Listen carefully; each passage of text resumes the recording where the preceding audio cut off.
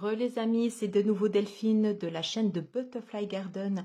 Mais écoutez, on se retrouve pour la deuxième partie du tirage de la roue médecine de août 2022 jusqu'à juillet 2023 pour les amis Lion. Et tout à l'heure, j'ai eu une petite interruption. Donc, avant de regarder cette vidéo, sauf si vous voulez la prendre maintenant, je vous conseille quand même de prendre la première. On fait juste un petit tour d'horizon. Donc, pourquoi ce tirage? Parce qu'aujourd'hui, le 7 août 2022, c'est mon anniversaire. J'ai 49 ans. Donc, bon anniversaire à tous, amis Lion qui êtes natifs du 7 août. Et j'avais envie de faire un tirage de la roue médecine et de vous le partager à tous. Nous sommes donc tous concernés par ce tirage. Je vous rappelle le principe de la roue médecine. Les 4 directions, le nord, l'est, le sud, l'ouest. Le nord représente la période de l'hiver, l'est l'émergence, le renouveau, le sud l'abondance et l'ouest l'automne, ce qu'on doit abandonner.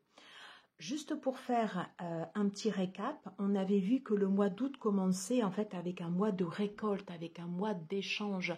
On avait travaillé dur, il y avait une dualité, mais on récoltait les fruits de notre travail. Sous l'égide du mois de septembre, malgré une protection, on nous dit « ne lâche rien, continue tes efforts, bats-toi ». Et c'est 2 mois très très intenses. Et c'est pour ça qu'on arrive à la période d'octobre où on nous incite ici au repos dans la famille, au repos avec l'échange, avec la rune Gébo. Durant ce mois de novembre, on est en plein dans la période de l'automne avec justement la période de l'abandon et on est sur la saison du work shadow. On nous demande d'abandonner notre mental prédominant et de couper peut-être avec les idées qui ne nous servent plus ou ce qui va venir en fait nous embaumer l'esprit ou nous engluer l'esprit. Il y a l'idée de faire un travail également sur notre héritage, l'héritage que nous transmettent nos aïeux, nos grands-parents, nos parents et le transgénérationnel. Qu'est-ce qu'on nous a transmis dans nos cellules qui vit en nous, qui ressort en nous et là qui ressort de façon plutôt... alors j'aime pas le mot négatif mais qui ressort de façon forte et qui nous met dans des énergies plutôt basses et comment je le transmute. Voilà. On avait vu que sur le mois de décembre, c'était un mois d'ouverture, de renouveau au niveau émotionnel. De quoi j'ai besoin? Qu'est-ce qui va me nourrir et qu'est-ce qui va me faire grandir? Alors, je termine juste voilà sur le mois de janvier. Le mois de janvier est sous le signe de la réceptivité avec l'arcane majeur de la lune et le hasard. On avait vu qu'on était en place avec le chiffre 44. Je pense qu'on est dans une bonne position sociale, familiale. Par contre, il y a l'idée en fait de lâcher quelque chose, de se laisser porter par le courant et d'aller écouter ici notre part intuitive. Peut-être qu'il y a des choses en fait ici qui ressortent au niveau de notre foyer. Et je pense que c'est dans le prolongement en fait un peu du work shadow qu'on aura entamé dans les 2 mois précédemment où il y a des choses justement qui vont ressortir. Il est important dans notre équilibre, de pouvoir accepter ces aspects de notre vie, même s'ils nous plaisent moins. C'est représenté ici, vous voyez, par le côté animal, par le côté en fait de ces chiens ou de ces loups comme ça qui hurlent. Et c'est important ici également, il y a l'idée que quelque chose remonte à la surface et on nous demande d'être à l'écoute et de nous laisser porter par cette vague. Voilà. Et sous l'influence en fait ici de Vénus, on nous demande d'être dans l'accueil, d'être dans la bienveillance d'abord avec nous-mêmes. Si nous arrivons à être dans la bienveillance avec nous-mêmes, nous le serons forcément avec les autres. Et c'est le message pour ce début de la nouvelle année. Et on voit qu'on amorce le changement en fait ici de la roue et on va voir comment la roue tourne durant ce mois de février. Alors, qu'est-ce qu'on nous dit? Alors, très intéressant, on a l'arcane majeur du pendu. Que nous dit le pendu? Le pendu nous invite à voir notre situation de façon différente. Voilà. On est et associé, ouf, alors là, c'est très intéressant d'avoir les deux cartes entre le pendu et le trafic.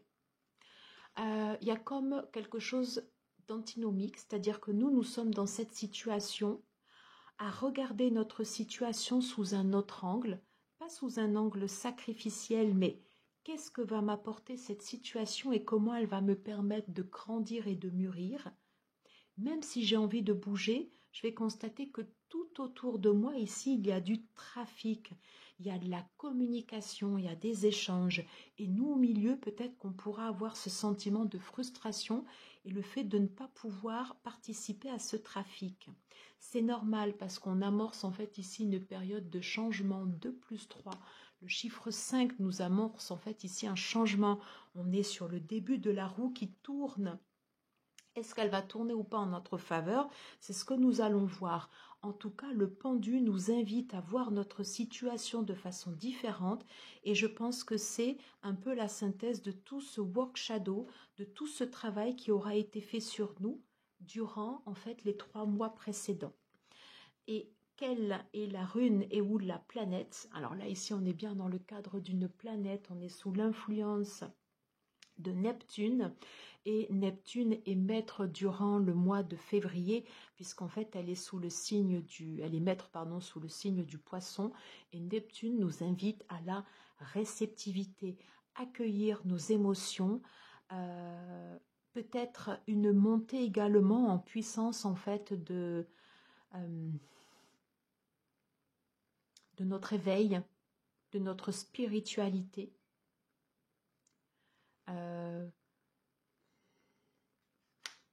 Peut-être une vision beaucoup plus éthérée des choses et auquel cas c'est pour ça qu'on nous invite à être dans la position du pendu alors que tout autour de nous ici il y a du trafic mais on est vraiment en fait ici dans l'accueil, on est dans les dons, on est dans la réceptivité, on est dans comment je me connecte en fait ici à la source. Est-ce que je vais avoir en fait ici des messages? Donc vraiment en fait ici j'aborde un nouveau cycle très important, donc en abordant ce nouveau cycle sous l'influence en fait ici de quelque chose qui vibre, qui bouge avec Mercure et Neptune, la connexion à l'au-delà, d'être ancré. Et c'est ce que nous rappelle la carte du pendu. Hein, on a ce côté vert, c'est le rattachement à la terre. Et on nous dit très important de nous rattacher à la terre. Plus on se connecte à l'au-delà, plus on doit se rattacher à l'énergie terre. On va voir quelles sont nos énergies. On aborde le mois du printemps avec le mois de mars. Le 5 de coupe. On est toujours dans le 5, dans le mouvement, dans le changement. Ouf. Et on a la carte magique. Alors, il est fort probable qu'on ressente en fait ici des changements et ou peut-être des tensions. Je ne sais pas pourquoi j'ai tension, le mot tension qui me vient. Parce que le chiffre 4 nous invite, il y a quand même en fait ici, on a une stabilité émotionnelle. Alors ça peut être des fois peut-être un peu plan-plan, mais en tout cas on a quand même cette stabilité avec le 4. Et là vous voyez ici on a le 5 au milieu, la 5e coupe, et qui va ouvrir quelque chose. Hein. Donc il est possible que nos perceptions changent, on peut se sentir déstabilisé par ce changement. On nous dit en fait avec la carte du Béline de ne pas nous en faire, que tout ira bien, d'avoir confiance en l'avenir.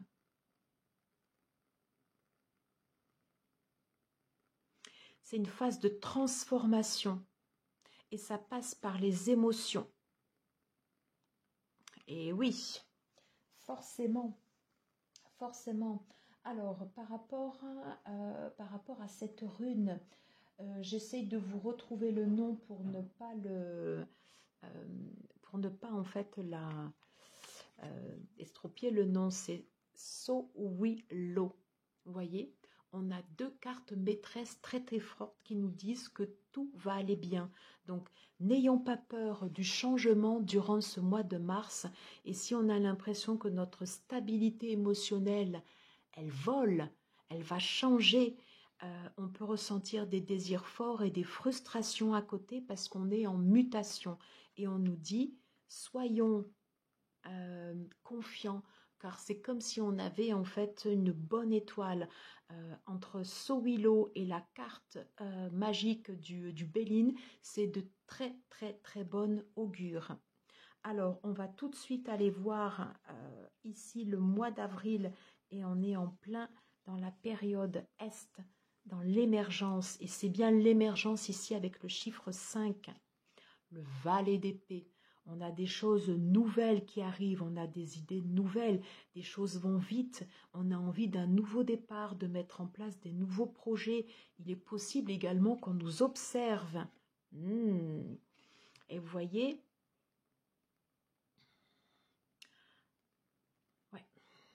associé ici au despotisme, on va couper, on va avoir des fortes envies d'agir sous l'impulsion de Mars. Et le valet d'épée, c'est quelqu'un qui est vif, c'est quelqu'un qui est rapide, c'est une impulsion qui est jeune et c'est normal, on se retrouve au printemps, mais on sent que les choses vont vite et c'est tout le déroulé qu'on a eu là depuis le début de l'année. Voilà. On va encore être en mutation et on va nous demander de couper également là ici avec l'ancien. De façon nette, de façon tranchée, de façon rapide. Et ça va nous permettre d'avancer. Ça va nous permettre de grandir, peut-être de passer à une certaine maturité. En tout cas, l'énergie du valet d'épée, soit ce sera notre énergie ou ce sera les personnes qui seront autour de nous et qui vont nous aider comme ça à mettre en place nos idées, à mettre en place des projets. On va voir clair dans notre situation, comme le début d'une nouvelle ère. Et ça, c'est l'énergie du passé. Et on va couper avec cette énergie.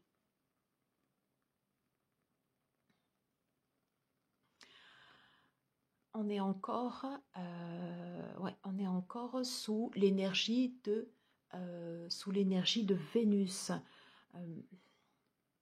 ou du côté féminin. Et justement, ce côté féminin va nous permettre peut-être d'adoucir des décisions ici qui peuvent être prises rapidement ou sur le vif. Vénus va apporter de la rondeur.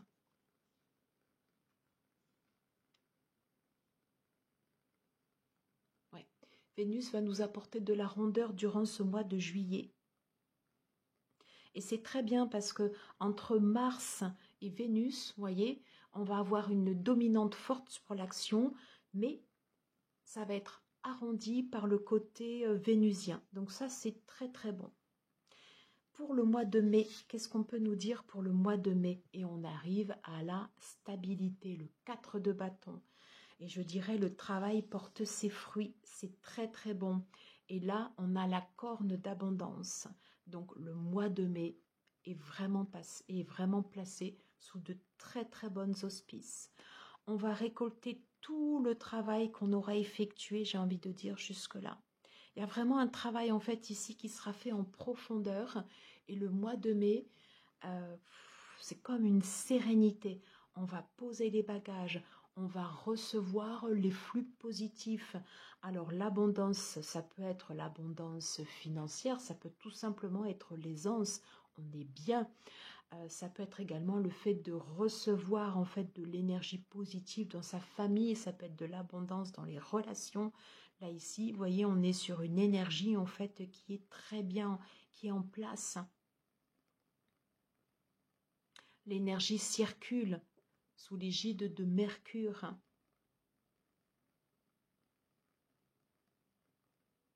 Et on arrive à profiter de l'instant présent, ici et maintenant, avec ce chiffre 4. Donc c'est une très très belle stabilité. C'est une très très belle stabilité. On va avoir... Ah non, pardon. Excusez-moi, je l'avais pris dans le mauvais sens. Et on a une stabilité émotionnelle qui est retrouvée avec la lune Laguse. On pose les bagages et ça fait du bien. Donc le mois de mai, on profite. On profite.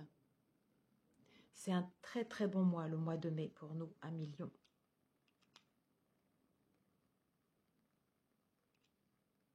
Durant le mois de juin, qu'est-ce qu'on peut nous dire sur le mois de juin?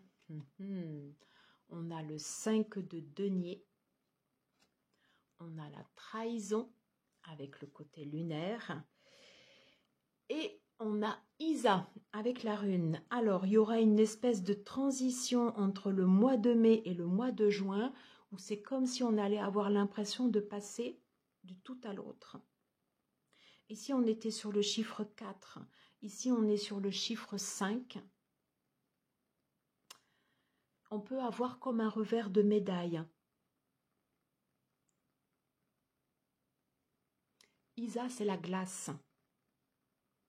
Il y a peut-être des choses qu'on n'a pas vues durant toute cette roue et elles vont ressortir là courant de ce mois de juin.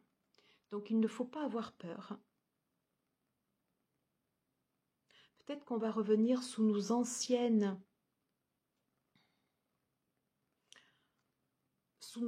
croyances, peut-être avec un sentiment de manque. Attention à cette carte ici de trahison. Qu'est-ce qui se passe? En tout cas, la rune Isa nous demande de rester impassible.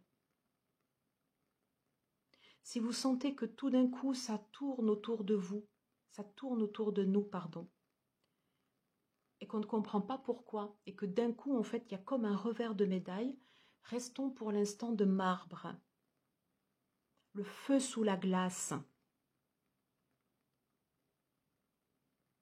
Utilisons notre côté intuitif pour passer cette période qui risque d'être déstabilisante. Et c'est d'un coup, on va la voir comme ça d'un coup, après le mois de mai qui était très très bon. Comment se termine notre année? Avec le mois de juillet. On est dans le mois de juillet 2023. Et là, j'avais deux cartes. Le 8 de bâton et l'impératrice. Eh bien, on la termine sous de très très bonnes auspices, sous un signe en fait ici de rapidité de mouvement. On peut parler en fait ici de création.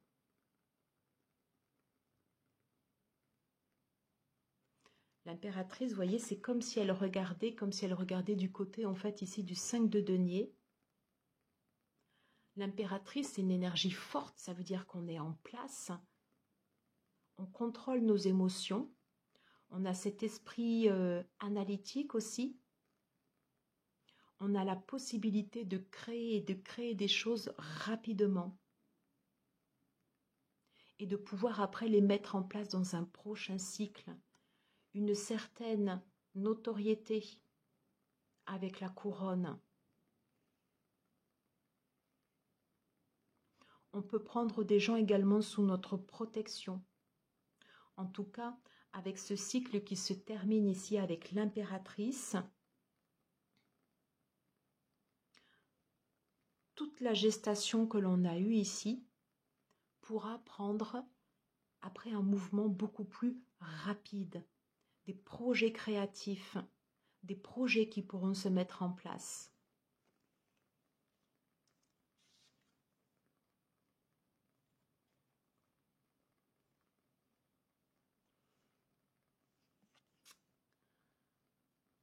On a la maladie à côté de l'impératrice. Et je pense qu'avec l'année qui se clôture sur cette roue médecine, on aura cette capacité, avec la force de l'impératrice, à pouvoir dompter, ici, les mots, le mal a dit. On aura cette capacité à pouvoir dompter, en fait, ici, nos idées noires, nos idées préconçues, les gens autour de nous, voilà, qui des fois ne sont pas forcément toujours bienveillants. On aura une certaine posture et on saura comment faire pour pouvoir régler soit des conflits que nous avons en interne ou des conflits que nous pouvons avoir à l'extérieur. Alors, l'énergie de l'impératrice, donc on est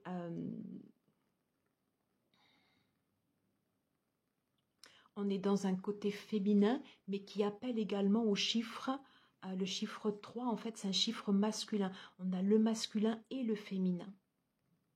Donc, l'impératrice nous rappelle que sous un archétype, en fait, un peu féminin, de la mère, de quelqu'un qui va protéger sa famille, qui va protéger son foyer, elle nous dit également de nous mettre en action. Et c'est cette action justement qui peut nous permettre de dompter ici ces maux, cette maladie. En tout cas, on termine très très bien avec l'énergie de l'impératrice. Oui. Et on termine avec la rune Tur. La rune Tur, on est sur des épreuves, ce qui est conforme avec la maladie. Sauf que du coup, avec l'année écoulée, on a cette capacité avec l'énergie de l'impératrice à pouvoir passer au-delà des épreuves.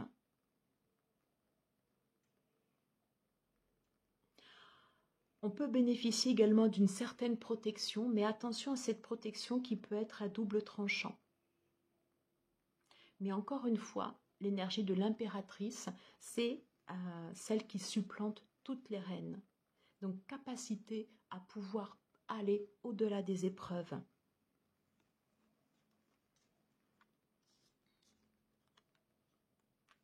On a donc terminé, pardon pour la caméra, on a donc terminé notre roue zodiacale, notre roue médecine. On a fait quand même ici un check-up et on voit qu'on revient, on a eu des périodes intenses suivies en fait de périodes de repos, d'introspection, de renouveau, de réceptivité. On nous dit de ne pas avoir peur face au changement, qu'il y a des choses qu'on va devoir dompter. Une alternance de très belle stabilité avec une alternance également de périodes de trahison ou de périodes plus difficiles. Et on termine sur l'énergie de l'impératrice qui nous dit que maintenant on a cette capacité à pouvoir résorber ces côtés comme ça un peu nocifs qui nous empêchent d'aller de l'avant. Donc, je dirais que c'est une année très constructive. Oh oui. Et voyez, en fait, ici, en sigle au milieu, on termine avec cette rune, la rune d'Agaz. Et la rune d'Agaz nous parle en fait d'un jour nouveau. Nous parle en fait de renouveau. Et qu'à la nuit succède le jour. Et on est en train de préparer en fait une nouvelle, comme une nouvelle ère. Et c'est confirmé avec l'énergie de l'impératrice sur ce mois de juillet de l'année prochaine. Mais écoutez, franchement, c'est pas mal du tout. Pour terminer cette guidance, on va regarder, je vous rappelle qu'on avait tiré des cartes sur le Yiking. Ça, c'était août 2022 et ça, c'était juillet 2023. Alors, août 2022, dangereuse profondeur. On est sur l'élément eau qui nous submerge. Hein? L'élément eau qui peut nous transpercer.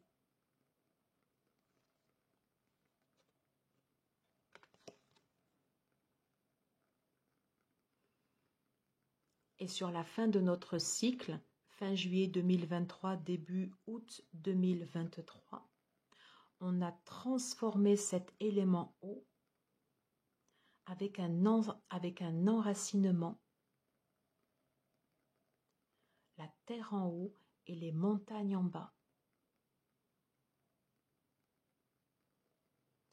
On passe d'un état où on était quand même secoué au niveau de nos émotions. Et on passe, vous voyez, ici à une période où on a quelque chose qui s'est ouvert ici, vous voyez, avec la rose.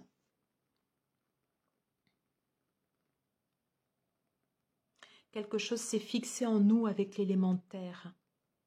Alors, l'eau est toujours présente, sinon il n'y aurait pas de terre. Par contre, c'est comme si les émotions, en fait, ici, ne nous submergent plus. On a quelque chose qui s'est ouvert, quelque chose qui s'ouvre ici, vous voyez, sur l'horizon. Quelque chose où on a appris de nos profondeurs. On a appris ici sur toute cette année. On s'est peut-être endurci aussi. Mais en même temps, on garde le cœur ouvert.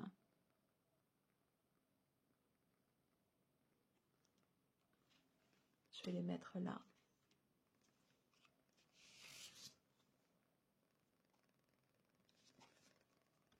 Et vous voyez sur août, entre août 2022, le message de l'oracle et les kami yokai. Mettre des limites. Attention à notre énergie actuellement, à savoir mettre des limites et à ne pas se laisser submerger comme ça. Vous voyez, c'est exactement en fait on a un peu les deux mêmes énergies sur cette carte. On avait vu qu'on commençait très fort avec des récoltes, mais c'était sur le côté matériel, mais sur le côté émotionnel, en démarrage, on le paye quand même un peu cher, avec toutes ces émotions qui se déversent. Et on nous dit de mettre des limites, sinon on a la possibilité de se faire capter notre énergie. Et on nous dit de nous affirmer et d'avoir notre propre identité. Et on avait vu que sur le chemin de notre roue, justement, il y a cette identité qui s'affirme. De ne pas hésiter également à dire les choses, mettre les formes, bien sûr, mais attention à ne pas nous faire vampiriser notre énergie. En terminant, ah non mais c'est très très beau.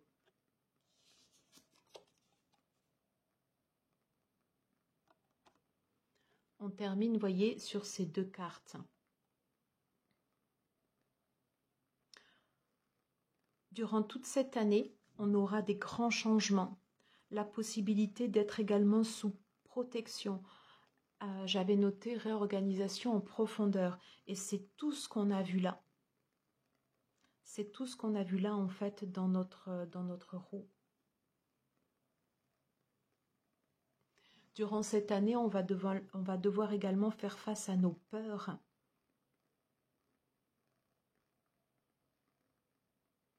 On aura des fois l'impression d'être en retard, d'être mis en stand-by, et c'est normal. C'est normal.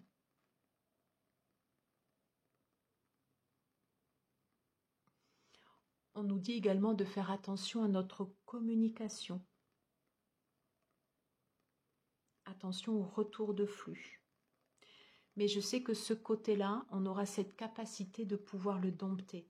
On a vraiment, ici on avait vu donc ces réorganisations en profondeur. Et quand je reprends les dernières cartes du mois de juillet, donc l'énergie de l'impératrice, le feu, l'action avec les bâtons. Et on avait la maladie.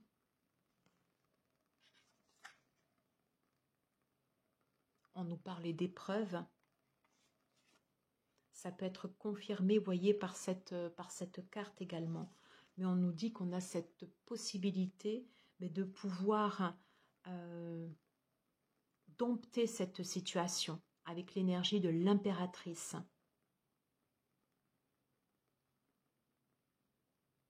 D'utiliser notre côté réceptif, mais d'utiliser également notre côté analytique. Elle a un côté très analytique, l'impératrice. Elle est régie également par la planète de Mercure. Donc elle saura poser les choses. Et on saura être rationnel et on aura cette capacité à pouvoir dompter nos peurs. Parce que le changement est quelque chose qui fait peur.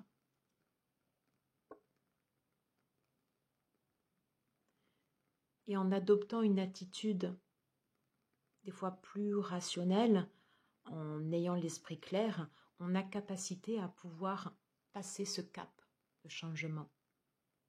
C'est donc un message très positif que nous avons pour cette année. Et on nous dit bien l'aube d'un jour nouveau. Voilà mes amis, j'en ai terminé avec cette guidance. Merci du fond du cœur d'avoir suivi cette guidance.